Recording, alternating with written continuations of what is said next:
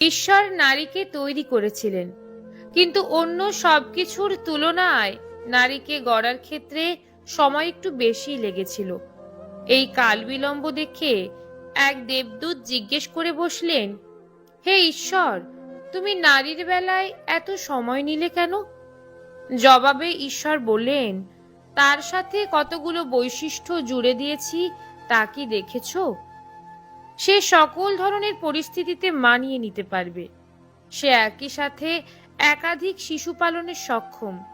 তার একটি প্রেমময় চুম্বনে যেমন ক্ষতবিক্ষত হৃদয়ে সেরে উঠবে, তেমনি ভাঙা হাঁটু বল ফিরে পাবে দৌড়ানোর জন্য। সে টানা 24 ঘন্টা সেবা দিতে সক্ষম। এত কিছু সে করবে, কিন্তু তার থাকবে মাত্র 2টি হাত। দেবদূত বিস্মিত হয়ে বলে, 2টি হাত মাত্র? এ তো অসম্ভব। নিশ্চয়ই এর গঠনে বিশেষ কিছু আছে। দেবদূত এবার নারী অবয়বের কাছে গেল, স্পর্শ করে দেখল। কিন্তু ঈশ্বর, তুমি তো একে নরম কোমল করে বানিয়েছ। হ্যাঁ, সে কোমল, কিন্তু আমি তাকে শক্তপোক্ত করেই গড়েছি। এমনকি তুমি ধারণাও করতে পারবে না তার সহ্য সীমা কতখানি। দেবদূতের আবার প্রশ্ন, সে কি চিন্তা করতে পারে? সে শুধু চিন্তা নয়, কারণ অনুসন্ধান এবং সমাধানও দিতে প্রস্তুত। দেবদূত নারী অবয়বটিকে আরো ভালো করে পরখ করে দেখল। ঈশ্বর, এ তো ছিদ্রযুক্ত।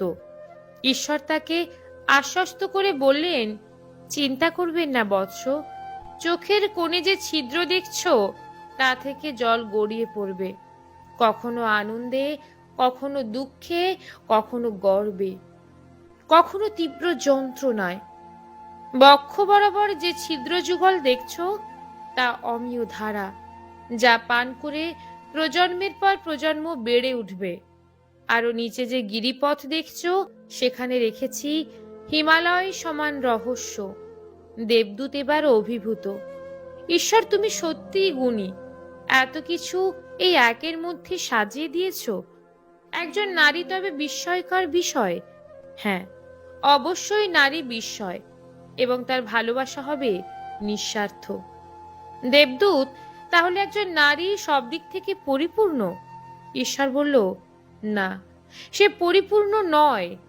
এরও একটা অপূর্ণতা আমি রেখে দিয়েছি, আর তা হলো সে প্রতিদান চাইতে জানবে না। লেখা সংগৃহীত, পাঠে রুম্পা বিশ্বাস।